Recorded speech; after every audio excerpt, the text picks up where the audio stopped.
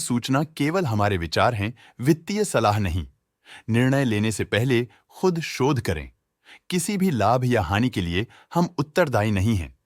आज हम देख रहे हैं राधिका ज्वेलटेक लिमिटेड के 2025-26 Q1 की standalone financial performance. Starting with the sales, पिछले क्वार्टर से सेल्स में -36.5% का डिक्रीज हुआ है, मगर कंपनी ने पिछले साल के मुकाबले 6% का सेल्स इंक्रीज रिपोर्ट किया। Expenses -46% quarter on quarter decrease हो गए हैं, जो साल भर के -1.5% के डिक्लाइन के साथ अलाइन करता है। एक्सपेंसेस में डिक्रीज अच्छा है, लेकिन सेल्स में डिक्रीज निराशा की बात है। ऑपरेटिंग प्रॉफिट, जो पिछले साल के कंपैरिजन में 35% अप हुआ है, quarter on quarter around 29% increase हुआ है। Operating profit margin (OPM) annual basis पे 5.5% से इंक्रीज हुआ है और पिछले क्वार्टर के कंपैरिजन में 13% से इंक्रीज हुआ है। एक्सेप्शनल आइटम्स को ऐड करके अदर इनकम पिछले क्वार्टर के कंपैरिजन में -55.5% गिर गई, बावजूद इसकी ईयरली डिक्लाइन -39% हुई है। इंटरेस्ट एक्सपेंसेस पिछले क्वार्टर से -21% डाउन हुआ, लेकिन ईयर ओवर ईयर डिक्रीज -32% हुआ है।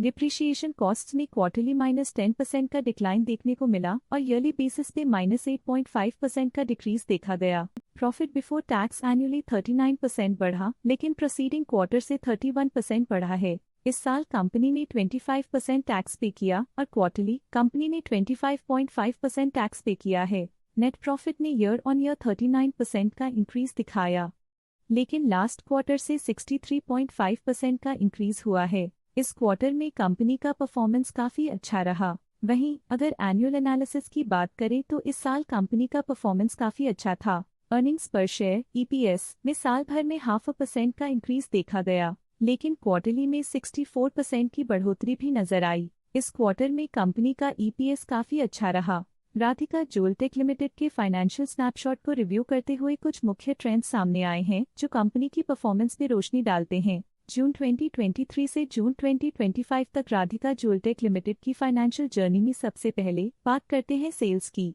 इस साल सेल्स में 12% की वृद्धि हुई है और पिछले 3 सालों में 65% की वृद्धि हुई है, जो एक निरंतर अपवर्ड ट्रेंड को दर्शाता है। पिछले 2 साल से सेल्स लगातार बढ़ती जा रही है, जो मार्केट एक्सपेंशन और कंज्यूमर डिमांड में वृद्धि को दर्शाता है। अब बात करते हैं एक्सपेंसेस की। इस साल एक्सपेंसेस 8% बढ़े हैं और 3 सालों में 59% का इजाफा हुआ है। इस साल सेल्स और एक्सपेंसेस एक साथ बढ़ रहे हैं, जो बैलेंस्ड ऑपरेशनल अप्रोच को दर्शाता है। ऑपरेटिंग प्रॉफिट का सफर स्टेडली ऊपर चढ़ रहा है, इस साल 37% की बढ़ोतरी के साथ और पिछले 3 सालों में 104% का नोटिसेबल राइज हुआ है। पिछले 2 साल से ऑपरेटिंग प्रॉफिट लगातार बढ़ रहा है, जो कॉस्ट मैनेजमेंट और ऑपरेशनल कुशलता को दर्शाता है। नेट प्रॉफिट का सफर ऊपर की ओर चल पड़ा है, इस साल 28.5% की चढ़ाई के साथ पिछले 3 सालों में 88% की शानदार वृद्धि हुई है। पिछले 2 साल से नेट प्रॉफिट लगातार बढ़ रहा है, जो फाइनेंशियल हेल्थ को मजबूती देते हुए इन्वेस्टर्स का ध्यान आकर्षित करता है। इस साल EPS में 4% की वृद्धि हुई, हालांकि पिछले 3 सालों में -43.5% की गिरावट देखी गई है।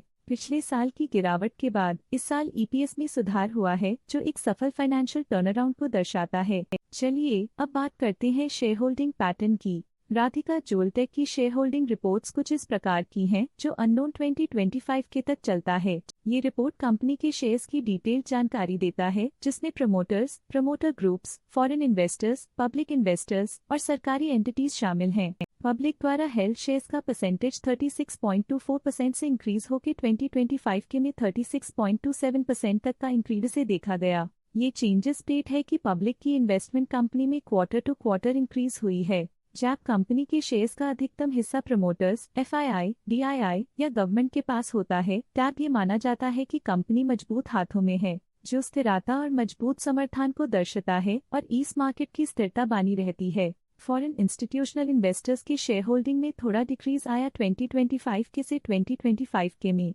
जो दिखाता है कि फॉरेन इंस्टीट्यूशंस ने अपने स्टेक को क्वार्टर टू क्वार्टर -0.03 से डिक्रीज किया है, जिसे पता चलता है कि उन्होंने अपनी इन्वेस्टमेंट्स को पुल बैक किया है। ये था कंपनी का करंट शेयर होल्डिंग पैटर्न। चलिए झांकते हैं इस क्वार्टर की DII डील्स पर, जो विशेष रूप से सुर्खियों में रही। 23 जुलाई 2025 को प्रति प्राइवेट लिमिटेड ने 8.3 लाख शेयर्स इन्वेस्ट किया 101.97 रुपीस पर यूनिट के हिसाब से, जिसका टोटल था 8.5 करोड़। 23 जुलाई 2025 को प्रीति प्राइवेट लिमिटेड ने 8 लाख शेयर्स बेचे 102.07 रुपीस पर यूनिट के हिसाब से, जिसका टोटल था 8.2 करोड़। 17 जुलाई 2025 को NK Securities Research Private Limited ने 8.7 लाख शेयर्स अपने पोर्टफोलियो में शामिल किए 99.53 रुपीस पर यूनिट के हिसाब से, जिसका टोटल था 8.7 करोड़। 17 जुलाई 2025 को NK Securities Research Private Limited ने 8.7 लाख शेयर्स की बिक्री की 99.64 रुपीस पर यूनिट के हिसाब से, जिसका टोटल था 8.7 करोड़। 17 जुलाई 2025 को युग stocks and commodities private Limited ने 9 लाख शेयर्स इन्वेस्ट किया 102.35 रुपीस पर यूनिट के हिसाब से, जिसका टोटल था 9.2 करोड़।